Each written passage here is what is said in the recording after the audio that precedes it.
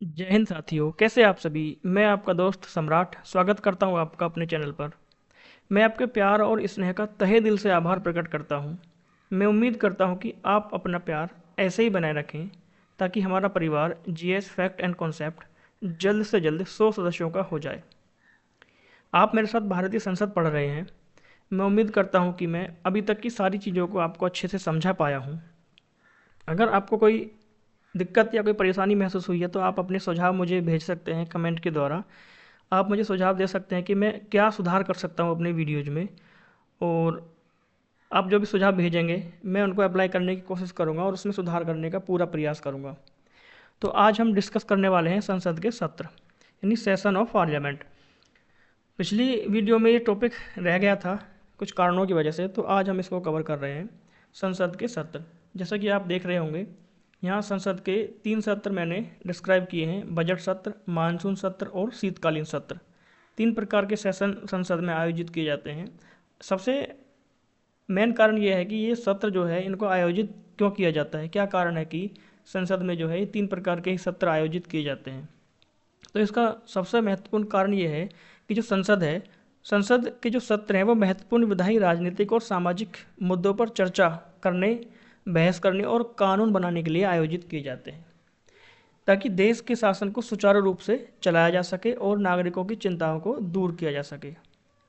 राष्ट्रपति जो हैं उनके द्वारा समय समय पर इन सत्रों को बुलाया जाता है और संसद के 2 सत्रों के बीच अधिकतम 6 महीने का अंतर होना चाहिए। यानी ये क्वेश्चन पेपर में काफ़ी बार बना है कि संसद के जो 2 सत्र हैं उनके बीच में अधिकतम कितने दिनों का अंतर होना चाहिए।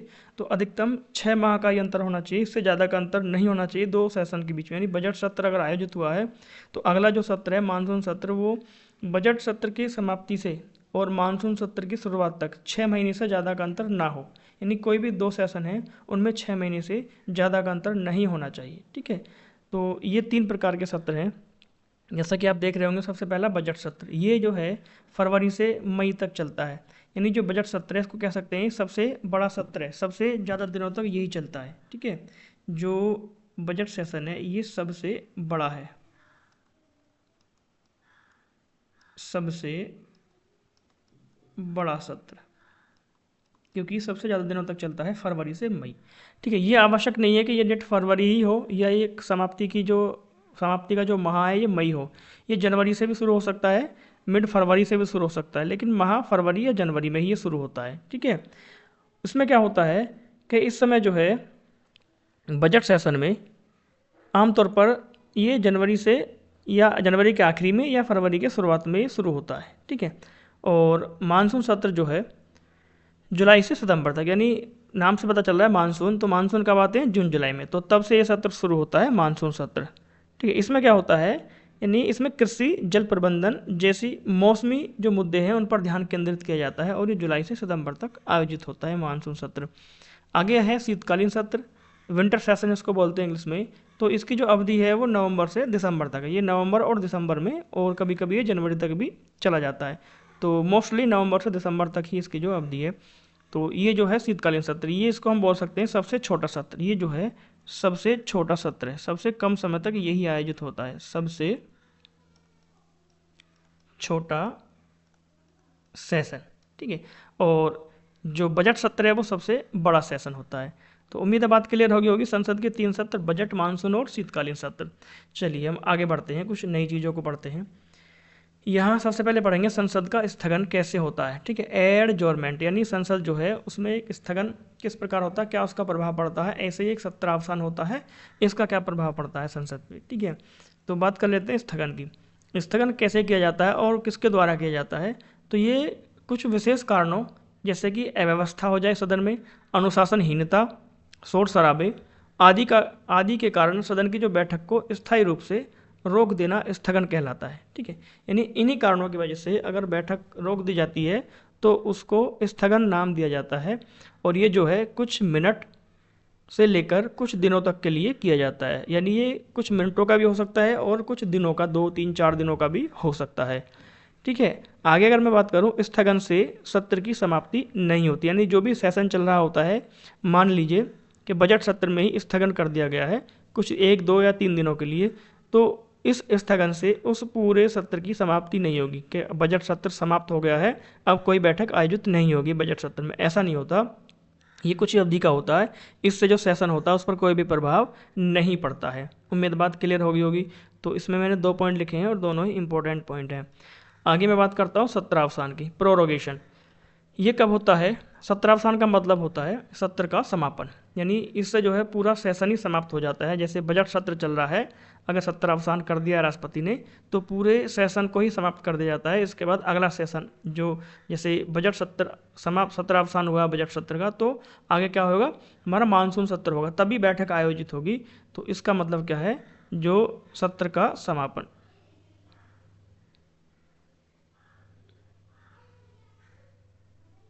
सेशन ही जो इससे समाप्त हो जाता है। और ये अनुच्छेद 85(2) के अंतर्गत राष्ट्रपति को सत्र के समापन का अधिकार है, यानी राष्ट्रपति जो है सत्र समापन की घोषणा कर सकते हैं। इस बात को ध्यान रखना है।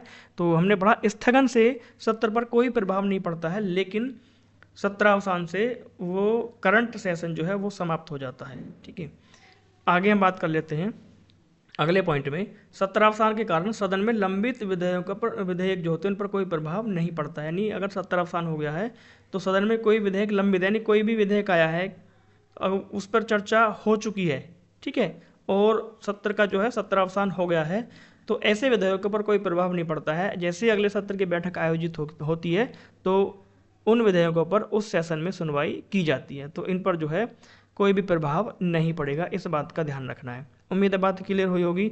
सत्रावसान क्या होता है और स्थगन क्या होता है। स्थगन से जो सत्र होता है उसकी समाप्ति नहीं होती है, ये कुछ ही दिनों का हो सकता है, लेकिन जो सत्रावसान होता है उससे करंट जो सेशन होता है वो पूरा ही समाप्त हो जाता है, चाहे वो बजट सत्र में हुआ हो या मानसून सत्र में हुआ हो या विंटर सेशन यानी शीतकालीन सत्र में। तो ये क्वेश्चन पूछा जाता है, ध्यान रखना। सत्रावसान से क्या होता है, पूरा ही सेशन समाप्त हो जाता है। आगे मैं बात करता हूँ संसदीय प्रश्नों की। संसद में कुछ प्रश्न पूछे जाते हैं जो मैंने यहाँ पर डिस्कस किए हैं। तो सबसे पहले संसद के जो प्रश्न हैं उनके प्रकारों की हम बात कर लेते हैं। पहला प्रकार होता है तारांकित प्रश्न, दूसरा अतारांकित प्रश्न, अल्प सूचना प्रश्न और पूरक प्रश्न। तो संसद में मोस्टली 4 प्रकार के जो प्रश्न पूछे जाते हैं, इनको मैंने यहाँ पर मेंशन किया है। अब हम इनको डिटेल में पढ़ेंगे कि किस प्रश्न में किस तरह की बातें होती हैं और किसकी क्या पहचान है। तारांकित प्रश्न क्या होते हैं, अतारांकित क्या होते हैं। चलिए आगे इनको डिस्कस करते हैं। सबसे पहले मैं बात करता हूँ तारांकित प्रश्न की, स्टारेड क्वेश्चन। ठीक है, तो ये किस प्रकार के प्रश्न होते हैं और कैसे पता चलता है कि ये प्रश्न तारांकित हैं। सबसे पहले पॉइंट में हम देख लेते हैं, सदन में इन प्रश्नों का उत्तर मौखिक रूप से दिया जाता है। इस बात को ध्यान रखना है, जो भी तारांकित प्रश्न होंगे इनका उत्तर जो है मौखिक रूप से दिया जाता है। अब मौखिक कैसे दिया जाता है इसको भी मैं डिस्कस करने वाला हूँ आपके साथ। अभी दूसरे पॉइंट को हम देख लेते हैं। पहले इन प्रश्नों का तारांकित लगाकर इनको इंगित किया जाता है, इन प्रश्नों को। ठीक है, ये जो प्रश्न पूछे जाते हैं तो इन पर स्टार लगा दिया जाता है। ठीक है, तारा एक लगा दिया जाता है, तो उससे पता चलता है कि इस प्रश्न का जो उत्तर है कोई भी सदस्य है वो मौखिक चाहता है। ठीक है, तो स्टार लगाकर जो है इनको क्या किया जाता है, ऐसे तारांकित लगाकर इनको इंगित कर देते हैं। ठीक है, इस तरह से इनको इंगित किया जाता है, तो पता चल जाता है कि जिससे भी ये प्रश्न पूछना है उसको मौखिक इसका उत्तर देना है। आगे मैं बात करता हूँ, इनका उत्तर मिलने के बाद पूरक प्रश्न भी पूछे जाते हैं। जो पूरक प्रश्न होते हैं ये भी पूछ लिए जाते हैं। ठीक है, पूरक प्रश्न क्या होते हैं, अब तीनों पे हम इसको डिस्कस करेंगे बड़े आराम से। तो मौखिक उत्तर का मतलब ये है, यानी कोई ऐसी बात जिसका मौखिक उत्तर देना संभव हो। मान लीजिए अगर सरकार ने क्या किया है, कोई सड़क बनाई है, ठीक है, तो विपक्ष ने पूछ लिया जी कि इस सड़क में कितना खर्चा हुआ है, तो सीधी सी बात है कोई भी व्यक्ति उसका मौखिक उत्तर दे सकता है, हाँ जी इतने 600 करोड़ रुपए का खर्चा हुआ है, तो वो मौखिक रूप से दिया जा सकता है। ठीक है, अच्छा, तो इसके बाद क्या कह सकते हैं हम, इनके बाद पूरक प्रश्न भी पूछे जाते हैं। पूरक प्रश्न का मतलब ये होता है, अगर उन्होंने उत्तर दिया है कि 600 करोड़ रुपए लगे हैं, लागत हुई है, तो इस उत्तर की बात पर कोई प्रश्न पूछना उसको पूरक प्रश्न बोलते हैं। वो कह देगा जी बताइए 600 करोड़ रुपए कैसे लगे, हमें इसको समझाइए, तो उसका मतलब होता है पूरक प्रश्न। यानी प्रश्न का उत्तर दिया जाने पर और उत्तर पे ही एक प्रश्न पूछ लेना उसको पूरक प्रश्न बोलते हैं। तो पूरक प्रश्न भी पूछ लिया जाता है, तो फुल सेटिस्फाई जो है इसमें किया जाता है तारांकित प्रश्न में। ध्यान रखना, 3 पॉइंट ध्यान रखना है। तारांकित जो प्रश्न है मौखिक उत्तर दिए जाते हैं, इनके उत्तर मिलने के बाद पूरक प्रश्न भी पूछ सकते हैं, और इनकी पहचान क्या है कि इन पर स्टार लगाकर इनको इंगित किया जाता है। ठीक है, इस चीज़ को ध्यान रखना। तो तीनों पॉइंट अच्छे से मैंने डिस्क्राइब कर दिए आपको। आगे मैं बात करता हूँ अतारांकित प्रश्न की, अनस्टार्ड क्वेश्चन। ठीक है, अतारांकित प्रश्न क्या होते हैं? इनको तारांक लगाकर इंगित नहीं किया जाता, यानी इन पर जो है स्टार नहीं लगाया जाता है। तो सदन का जो भी नेता है वो समझ जाता है कि इसका उत्तर जो है क्या करना है, मौखिक नहीं देना है। आगे हम बात कर लेते हैं, इन प्रश्नों का उत्तर मौखिक नहीं दिया जाता, इनका उत्तर लिखित में दिया जाता है। ठीक, उत्तर कैसे दिया जाता है? लिखित में। अभी इस पर भी हम आएंगे, इसको डिस्कस करेंगे, लिखित में किन प्रश्नों का उत्तर दिया जाता है। चलिए जी आगे बात कर लेते हैं। इसमें कोई पूरक प्रश्न नहीं पूछे जाते हैं, यानी इस पर जो है कोई भी पूरक प्रश्न यानी सप्लीमेंट्री क्वेश्चन नहीं पूछे जाते हैं। तो पहली पॉइंट तो ये है कि इनको जो भी कोई इन पर तारा यानी स्टार नहीं लगाया जाता है, और इन प्रश्नों का उत्तर मौखिक नहीं देकर लिखित में दिया जाता है। लिखित का मतलब है यानी कोई ऐसा प्रश्न अगर पूछ लिया जाता है कि जिसका उत्तर देना मौखिक उत्तर देना संभव ना हो, यानी कोई ऐसी योजना पूछ ली है, उस योजना से संबंधित कुछ ऐसे टूल्स पूछ लिए हैं जिनको व्यक्ति जो है मौखिक याद नहीं रख सकता है। ठीक है, वो बहुत सारी लंबी चीज़ें पूछ ली गई हैं, तो उनको क्या करेगा, तो 1 महीने पहले इसकी सूचना देनी पड़ती है और सदन के अध्यक्ष को कि हम इस प्रश्न को यानी अतारांकित प्रश्न को पूछने वाले हैं। तो जिसके संबंध में जिससे भी ये प्रश्न पूछा जाएगा तो अपनी पूरी तैयारी के साथ वो आता है और लिखित में दस्तावेज लाता है, उन दस्तावेजों को सदन में बांट दिया जाता है। ठीक है, तो इसका उत्तर लिखित में दिया जाता है, यानी ऐसे प्रश्न जिनका उत्तर मौखिक रूप से देना संभव ना हो। ठीक है, कोई बड़ा आर्टिकल पूछ लिया है, कोई बड़ा पैराग्राफ पर उस पर प्रश्न पूछ लिया है, तो उसको पूरी तैयारी का मौका दिया जाता है उत्तर देने के लिए। इसलिए इन प्रश्नों को 30 दिन पहले जो है सदन के अध्यक्ष को सूचना देनी होती है। ठीक है, तो उम्मीद है बात आपकी समझ में आई होगी। अगर वीडियो आपको पसंद आ रहा है तो आप वीडियो को लाइक और शेयर भी कर दीजिए, और जो भी मेरे प्यारे दोस्त आज नए जुड़े हैं उनसे अनुरोध करना चाहता हूं कि आप चैनल को सब्सक्राइब किए बिना ना जाएं। ठीक है, आगे हम बात कर लेते हैं अगले टाइप के प्रश्न की, अल्प सूचना प्रश्न, शॉर्ट नोटिस क्वेश्चन। ये क्या होते हैं? इन प्रश्नों का संबंध लोक महत्व के किसी तात्कालिक विषय से होता है जिस पर तुरंत कार्यवाही करना आवश्यक होता है। ठीक है, नाम से पता चल रहा है अल्प सूचना प्रश्न। ठीक है, यानी इनको पूछने के लिए बहुत ही कम समय पहले सूचना देनी पड़ती है। ठीक है, यानी 10 दिन से कम में भी, यानी मैं आपको बताना चाहूँगा अगर कोई भी प्रश्न पूछा जाता है चाहे तारांकित हो या अतारांकित प्रश्न हो, तो इनको पूछने से पहले सदन का जो अध्यक्ष होता है उसको सूचना देनी पड़ती है कि हम ये प्रश्न पूछने वाले हैं।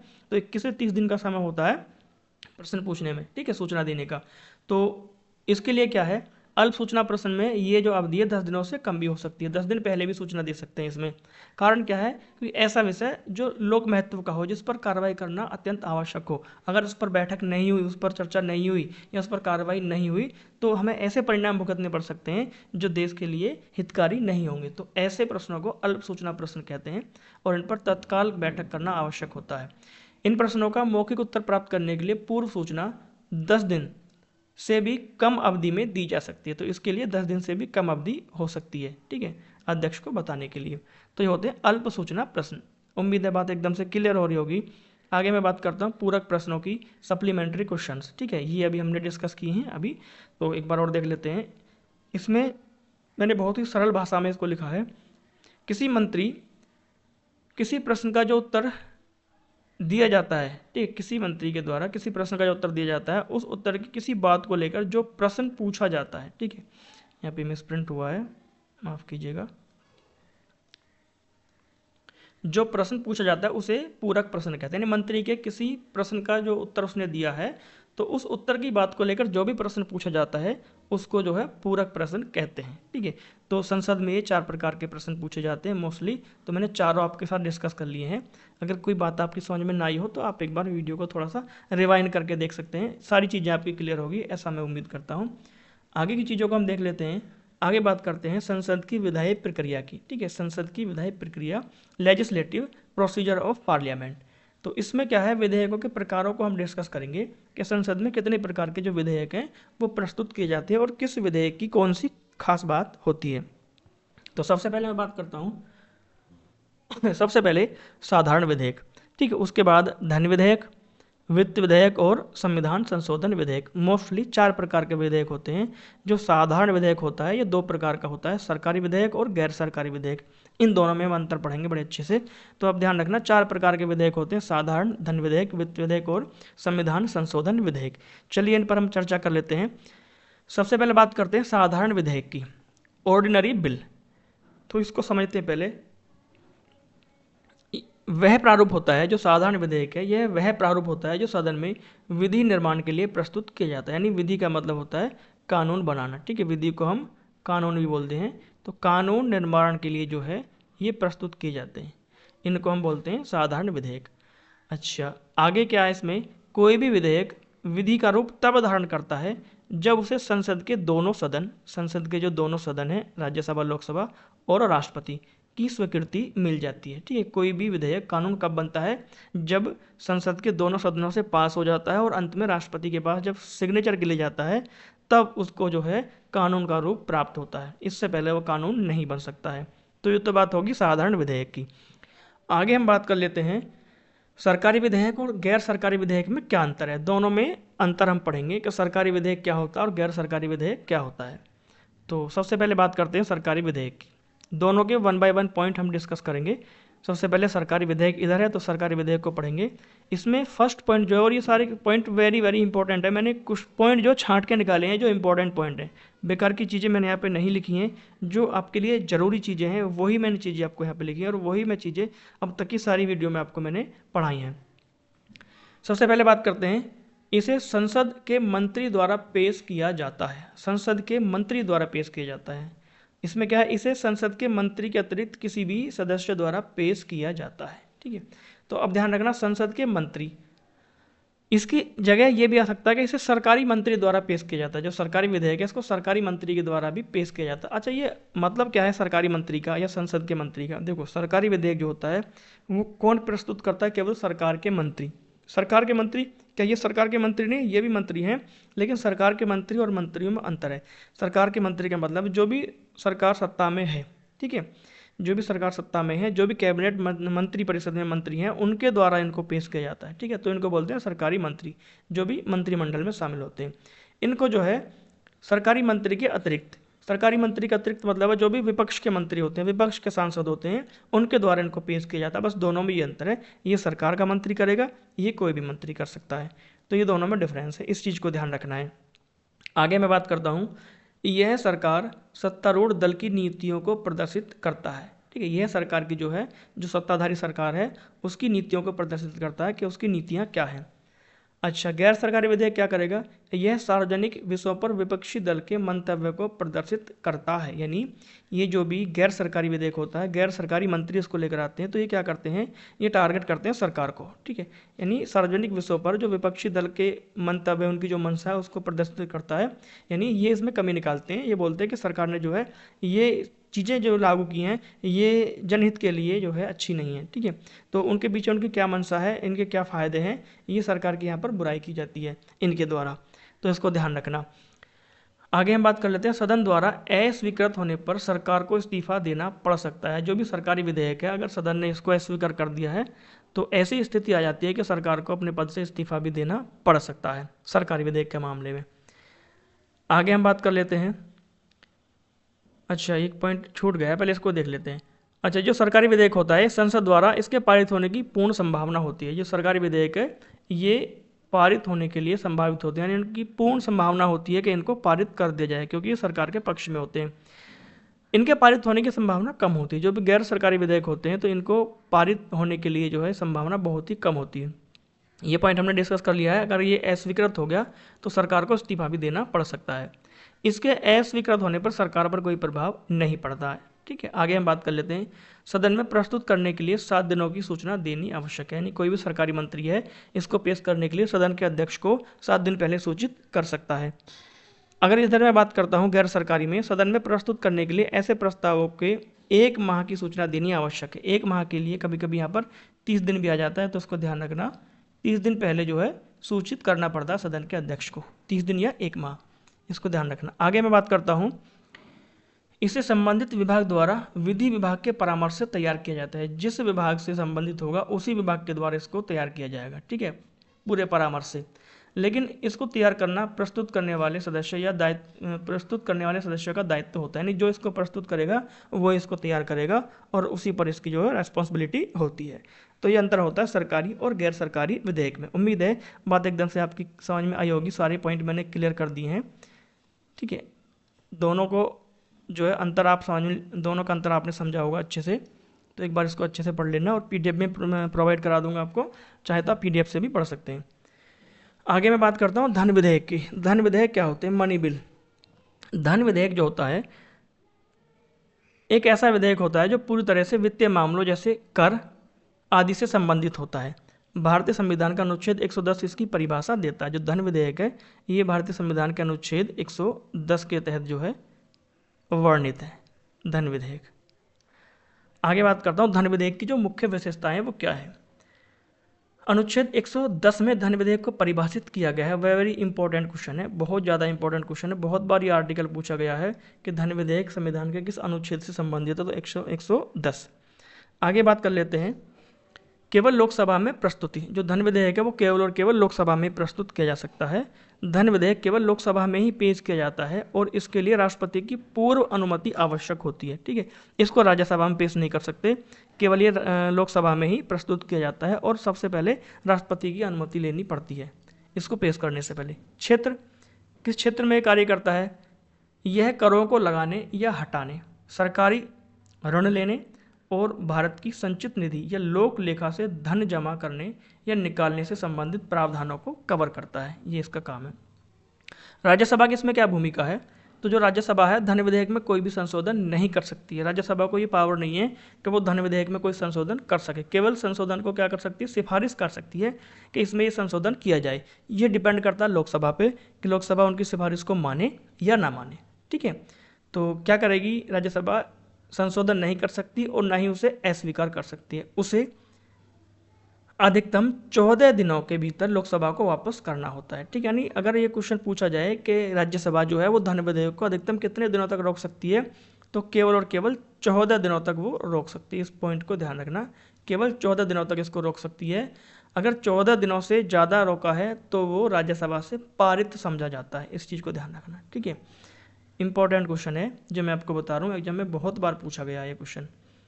आगे बात कर लेते हैं अंतिम निर्णय की। यदि विधेयक 14 दिनों के भीतर लोकसभा को वापस नहीं लौटाया जाता तो उसे पारित मान लिया जाता है। ठीक है, इस चीज़ को ध्यान रखना, ये पॉइंट हमने अभी डिस्कस किया है।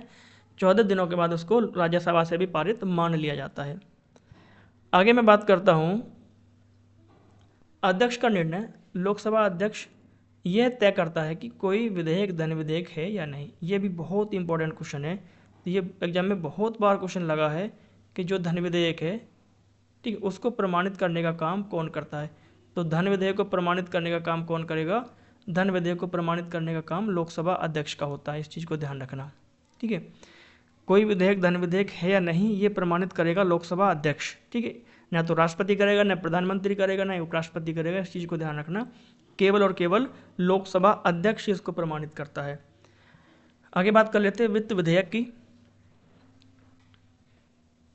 वित्त विधेयक, वित्त विधेयक वह प्रस्ताव है जिसे भारत सरकार द्वारा आगामी वित्तीय वर्ष के लिए अपने वित्तीय प्रस्तावों जैसे कराधान हो गया, व्यय और उधारी को लागू करने के लिए संसद में पेश किया जाता है। यह केंद्रीय बजट का एक हिस्सा होता है। ठीक है, ये जो है सेंट्रल बजट का एक हिस्सा होता है वित्त विधेयक।